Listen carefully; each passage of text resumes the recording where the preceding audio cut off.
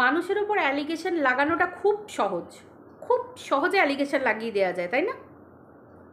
টিনা ইচ্ছাকৃতভাবে, টিনার কোনো ইচ্ছাই নেই, সেই পুরনো কথা, সেই পুরনো কাসুন্দি, টিনার কোনো ইচ্ছাই নেই। পারলে কি টিনা পারতো না? সন্তানের সঙ্গে দেখা করার জন্য পৃথিবীর কোন শক্তি আটকে রাখে, হ্যানা তানা ব্লা ব্লা ব্লা ব্লা। আমার কাছে সবথেকে বড় কথা কি জানো তো, যারা নিজেদেরকে শিক্ষিতা বা শিক্ষিত বলে মনে করে, তারা যখন এই প্রশ্নগুলো করে যে পারলে তো টিনা অনেক কিছুই পারতো, পারলে তো টিনা অনেক দিনই অনেক কিছু অ্যাপ্লাই করতে পারতো, অনেক জায়গায় অ্যাপ্লাই করে বাচ্চার সঙ্গে দেখা করতে পারতো। বাচ্চাকে কি দেখা করতে দেওয়া যায় না? বাচ্চাকে এই করতে দেওয়া যায় না? এই বোকা বোকা কথাগুলো যারা শিক্ষিতা শিক্ষিত বলে নিজেদের গায়ে নিজেরাই স্ট্যাম্প লাগায়, আবার এই প্রশ্নগুলো করে, তাদের জন্য আজকের আমার এই ভিডিওটা।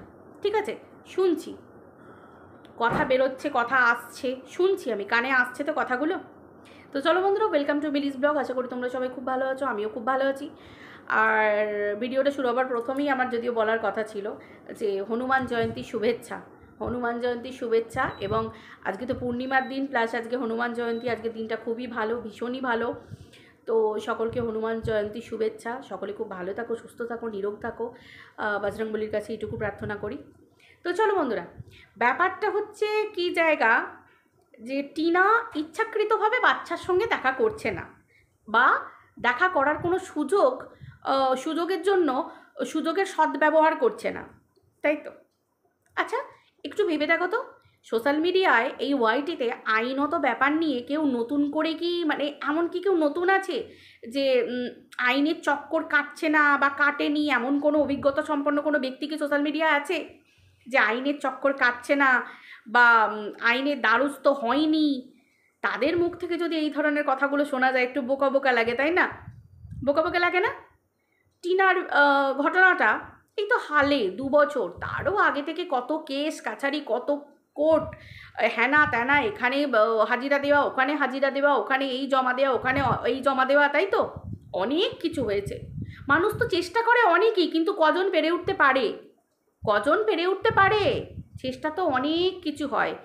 এই দিল্লির সুপ্রিম কোর্ট থেকে এখান, এখান থেকে ওখান, ওখান থেকে এখান, মানুষের একটা অর্ডার অর্ডার পাস করাতে, তাতেই মানুষ ফেলিওর হয়ে যায়, তাই তো? সোশ্যাল মিডিয়া আমরা দেখেছি, অর্ডার পাসে মানুষ ফেলিওর হয়ে যাচ্ছে, গাদা গাদা টাকা পয়সা দিয়ে অ্যাপ্লাই করে। অবভিয়াসলি আমরা সবই জানি যে অর্ডার পাস করাতে গেলে, আইনত কাজ করতে গেলে প্রচুর টাকা লাগে। আমরা তো সোশ্যাল মিডিয়া সব শুনেছি, ভাই আমরা জানবো কী করে?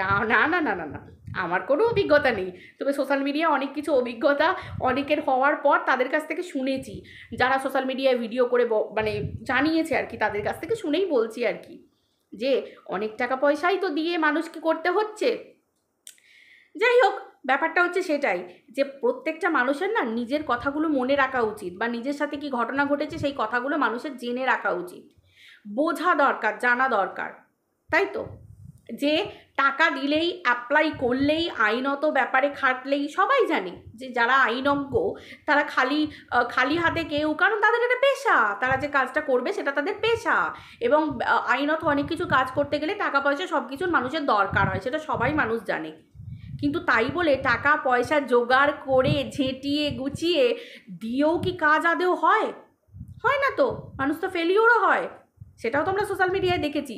তাহলে আজকের দিনে দাঁড়িয়ে টিনাকে যখন মানুষ প্রশ্ন করে, এটা কেন পারলো না, ওটা কেন পারলো না, টিনা এটা করতে পারতো, টিনা এটা করে চেষ্টা করেনি, এই করেনি, ওই করেনি, কি বোকা বোকা লাগে না? মনে হয় যেন শুধু বসে বসে লোকের পিন্ডি চটকানো আর ওই লোকের ক্যারেক্টার অ্যানালিসিস করা, তাই তো? এগুলো ছাড়া বসে বসে কোনো কাজ নেই। আসলে কি বলো তো, ওই একটা কথা আছে না যে নিজের বেলায় আঁটি ছুটি, পরের বেলায় চিমটি কাঠি, ব্যাপারটা হচ্ছে এটা। দেখো, বাচ্চার ঘটনা তোমরা সবাই জানো, কি বারবার একই কথা বলবো, তাই না? যারা শিক্ষিত মানুষ আছো তারা সবাই জানো, বাচ্চার ঘটনা। বাচ্চা সেই জায়গায়, যে জায়গায় টিনা পারলে কি সত্যি দেখা করতে যেতে পারে না? সত্যি কি টিনা পারলে পারতো না কিছু করতে? কেন করেনি, কিসের জন্য করেনি? নিজের সন্তান গর্ভ থেকে নিজের গর্ভে ধারণ করেছে, নিজের সন্তান, অথচ মাটা পারছে না যেতে। সত্যিই তো তাই। একটু বুদ্ধি দিয়ে ভাবলে সবাই ভাবতে পারে যে যে সময় বাচ্চার বিরুদ্ধে, আমরা সবাই জানি বাচ্চার বিরুদ্ধে না, মানে বাচ্চাকে নিয়ে বাচ্চার বাবার তরফ থেকে যে কেস করা হয়েছে বা যেভাবে অ্যাপ্লাই করা হয়েছে, এবং যেভাবে টিনা বাচ্চা পাবার জন্য অ্যাপ্লাই করেছে, সেই ঘটনায় একটাই বর্তায় যে মা যদি কোনোভাবে ইমোশনাল হয়ে গিয়েও বাচ্চাকে দূর থেকেও যদি দেখতে চায়, এবং সেটা যদি কেউ দেখে ফেলে, এবং যদি কোনোভাবে মা এটা অ্যাপ্লাই করে বাচ্চার বাবা যে আমার বাচ্চাকে চুরি করতে এসেছে, কারণ কেন, বাচ্চা এখন আইনি আওতার মধ্যে আছে। আইন যতক্ষণ না রায় দেবে যে বাচ্চার সঙ্গে মা দেখা করতে পারে এবং বাচ্চা মায়ের কাছে থাকবে, ততক্ষণ পর্যন্ত দেখো বাচ্চা মায়ের কাছে থাকবে কি বাবার কাছে থাকবে এটা আমার মাথা ব্যথা নয়, আমার কাছে মাথা ব্যথা এটা নয়, কারণ আমি একজন মা। আমি কিন্তু ডে 1 থেকেই বলেছি যে যতই টিনা বলুক যে বাচ্চা টিনা নেবে বলে অ্যাপ্লাই করেছে, কিন্তু টিনাকে আমরা যতদূর জানি প্রথম থেকে ও তো একটাই কথা বলতো যে বাচ্চা বাবাকেও পাবে, মাকেও পাবে, বাচ্চা বাবার ভালোবাসাও পাবে, মায়ের ভালোবাসাও পাবে। যদি সেটা না করতো তাহলে এতগুলো দিন টিনা এই বাচ্চার বাবা কোনো মতেই বা বাচ্চার ঠাকুমা দাদু কোনো মতেই বাচ্চাকে নিজের কাছে রাখতে পারতো না, নিজেদের কাছে রাখতে পারতো না। টিনার যদি টিনা টিনার যে সব থেকে বড় রিভেঞ্জ, বাচ্চার বাবার প্রতি যদি রিভেঞ্জ মানসিকতা, মানে রিভেঞ্জফুল মানসিকতা যদি টিনার থাকতো, সব থেকে বড় আঘাতটা হানতো ওই জায়গাটাতে, সব থেকে বড় মানে সেন্টিমেন্টাল যে জায়গায়, ঠিক সেন্টিমেন্টাল ওই জায়গাটাতে সুরসুরি তো না, বড় করে আঘাত হানতো ওই জায়গাটাতে। কোনটা? বাচ্চাকে টেনে নিয়ে চলে আসতো, এবং মায়ের যে সময় অধিকার ছিল সেই সময়ই পারতো। কিন্তু এই নোংরামিটা তো জীবনে কোনোদিন ভাবেনি, মনেও আনেনি যে আজকে তার জন্য ওকে খেসারত দিতে হতে পারে। কারণ দেখো খতরনাক তো অবশ্যই, কিন্তু এতটা খতরনাক হতে পারে। দেখো স্বামীর সঙ্গে স্ত্রীর বনিবনা হচ্ছে না, স্বামীর স্ত্রীকে পোষাচ্ছে না, নতুন আনতে হবে, সেটা আলাদা ব্যাপার। পুরনোকে তারাও বর্জন করো, নতুনকে আনো, নতুন ওয়েলকাম, সেটাও মানা যাচ্ছে। স্ত্রীকে বিক্রি করে টাকা কামাচ্ছে, ভিউজ কামাচ্ছে, সেটাও ঠিক আছে। কিন্তু সন্তান নিয়ে কেউ এরকম নোংরামি করবে, এবং সন্তানকে সামনে রেখে, পরে তো আস্তে আস্তে মানুষের কাছে বোঝা গেল, কিন্তু ওই যেটা পরে ঘটে যায় সেটাকে নিয়ে আর কিছু করা যায় না, যেটা আইনের আওতায়। কারণ এখনো পর্যন্ত আইনি পথে যারা হাঁটছে তারা খুব ভালো করেই জানে কেস বন্ধ হয়ে গেছে, কেসের রায় বেরিয়ে গেছে, মানে কি বলবো, কে দোষী কে নির্দোষ সব সাজা মানে শোনানো হয়ে গেছে, একদম স্ট্যাম্প মারা হয়ে গেছে যে দোষ করেছি কি না করেছো কি কেউ করনি, এরকম হয়ে গেছে। হয়নি তো, অনেক কেস তো চলছে, অনেক কেস সোশ্যাল মিডিয়াতে দেখতে পাচ্ছি, শুনতে পাচ্ছি, যেগুলো টিনার আগে থেকে চলছে। তো সেগুলোরও কি সব রায় বেরিয়ে গেছে, ঘোষণা হয়ে গেছে? তারা তো প্রচুর টাকা ঢেলেছে। টিনার না হয় লিগ্যাল টিম খারাপ, কিন্তু যারা বড় তাগড়াই কন্ট্রোভার্সি ক্রিয়েটার যারা আজকে বসে বলছে, তাদের মধ্যে যারা কেস খেয়েছে, যারা কেস লড়ছে, তারা কি মানে তাদের রায় বেরিয়ে গেছে? মানে সুপ্রিম কোর্ট বলো, কলকাতা হাইকোর্ট বলো, বা নর্মাল কোর্ট বলো, হেনা তানা, তাদের সব রায় ঘোষণা হয়ে গেছে? মানে সব দোষী কে সাব্যস্ত হয়ে গেছে, কে দোষী নয়, কে নির্দোষ, সব সাব্যস্ত হয়ে গেছে? সব বড় আইনজীবী তো, বগদাদার মতো আলতু ফালতু আইনজীবী তো নয়, সব বড় লেভেলের আইনজীবী তাদের লড়ছে, তাই তো? টিনার তো মানে সব ফোকটিয়ায়, টিনার টাকা মেরে খাওয়া আইনজীবী, টিনার সব টাকা লুটে নিচ্ছে, এইরকম ধরনের আইনজীবী। মানে হাসি লাগে, মানে আমার অবাক লাগে ভাই। একটা তো উদাহরণ থাকবে যে নিজেদের মতো, যে হ্যাঁ আমার হচ্ছে, টিনার কেন হচ্ছে না, আমাদের হচ্ছে, টিনার কেন হচ্ছে না? ভাই তো কারোরই হচ্ছে না দেখছি, তার মানে তো সেই একই জায়গায় গোড়ায় গন্ডগোল। পশ্চিমবঙ্গের আইন স্লো, ভারতীয় আইন স্লো, খুব স্বাভাবিক ব্যাপার, ভীষণ স্বাভাবিক ব্যাপার। আজকে অভয়ার মতো কেস, যে কেসে আজকে ভাবতে পারা যায় এখনো কোর্টে ঝুলছে। এর থেকে বড় মানে আমাদের জীবনের কষ্ট দুঃখ আর কিছু হতে পারে? অভয়ার কেসটা দেখলে মানুষের চোখ থেকে জল পড়া উচিত।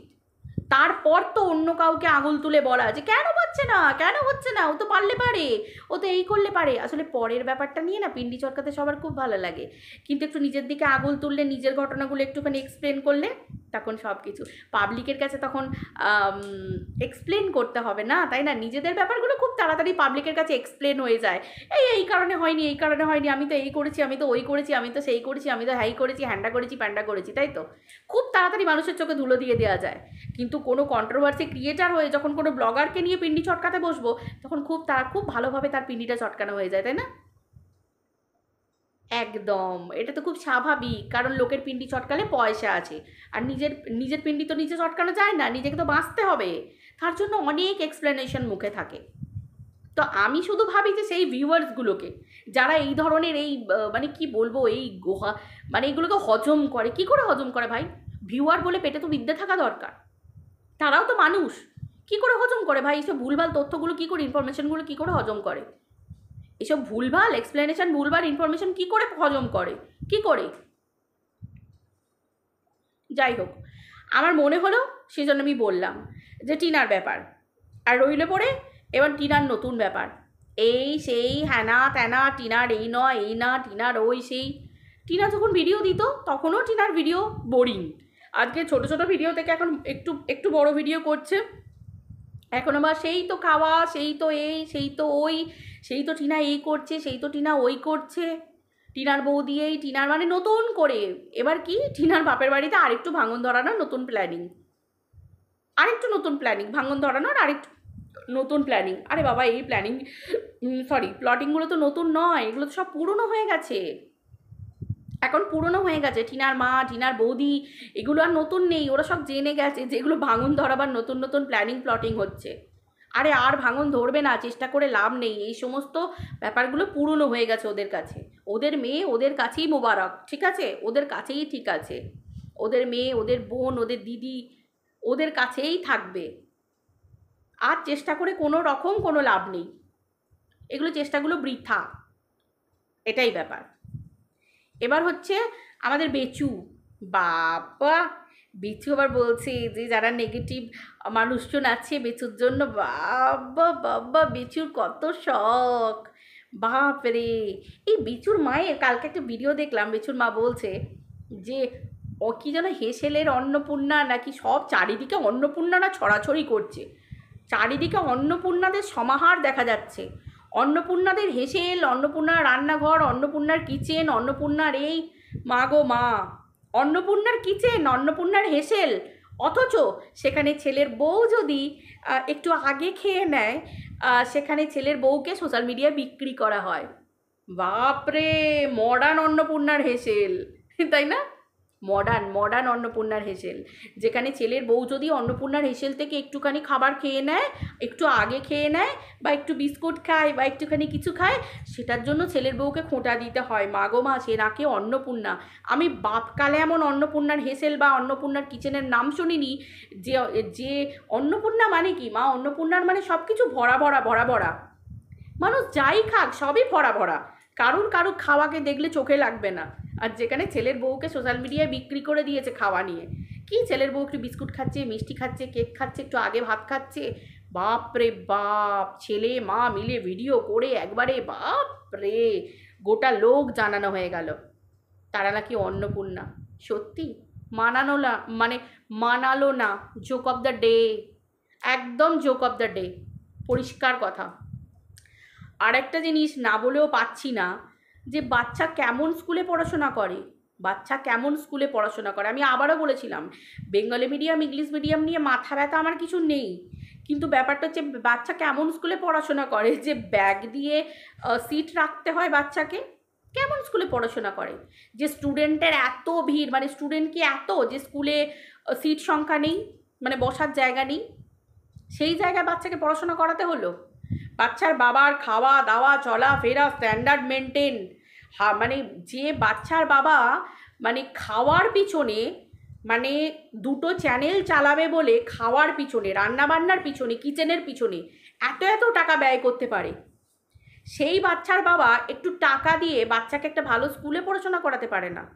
যে বাচ্চার বাবা নিজের স্বপ্ন পূরণ, নিজের ইচ্ছা পূরণ, নিজের পৃথিবীর স্বপ্ন সব পূরণ করে ফেলছে, 4 হুইলার, দামি 2 হুইলার, বাড়িতে সমস্ত ইলেকট্রনিক্স ইলেকট্রিক্যাল ভালো ভালো জিনিসপত্র যেগুলো বাচ্চার বাবা ওয়্যার করছে, এসি, এসি ইনস্টল তো করে গেছে 2-3টে রুমের মধ্যে, সেই টাকা বিয়ার করতে পারছে, বিলিং সব কিছু এত কিছু বেয়ার করতে পারছে, অথচ বাচ্চা স্কুলের টাকা বেয়ার করতে পারছে না। আর একটা কি বেয়ার করতে পারছে না, সেটা হচ্ছে মায়ের জন্য মেডের টাকা, তাই তো? মানে কি বাপরে, ভাবা যায় কি লেভেলের কৃপণতা, বুঝতে পারছো? দেখো, নিজের মা নিজের সন্তান তারাই ফাঁকি, কিন্তু বাচ্চার বাবার কিন্তু সব দিক থেকে স্বপ্ন পূরণ হচ্ছে, বুঝতে পারছো তোমরা? সব কিছু। আর এদিকে আমাদের বৌদিমণি এখন ধামা চাপা পড়ে আছে, বিচুর বান্ধবী গো এখন ধামা চাপা পড়ে আছে। আস্তে, এখন থাক, তুমি এখন চুপ থাকো, তুমি এখন বেশি বাড়াবাড়ি করো না, তুমি এখন চুপ থাকো, তুমি ধীরে ধীরে আস্তে আস্তে আস্তে আস্তে আস্তে আস্তে বেরোবে, আবার একদিন দুম করে ধামাকা হয়ে যাবে, তাই না? বুম, এরকম করে ধামাকা হয়ে যাবে। তো চলো বন্ধুরা, ভিডিওটা এই পর্যন্তই রাখছি, আর নতুন করে কিচ্ছু বলার নেই। আর এই ব্যাপারগুলো নিয়ে সত্যি কিছু বলার নেই, মানুষ যখন বলতে বসে না সত্যি হাসিই পায়, আর কিছু লাগে না, হাসি ছাড়া আর কিছু মনে হয় না। চলো, সবাই ভালো থেকো, টাটা, আবার দেখা হচ্ছে কালকের ভিডিওতে, বাই।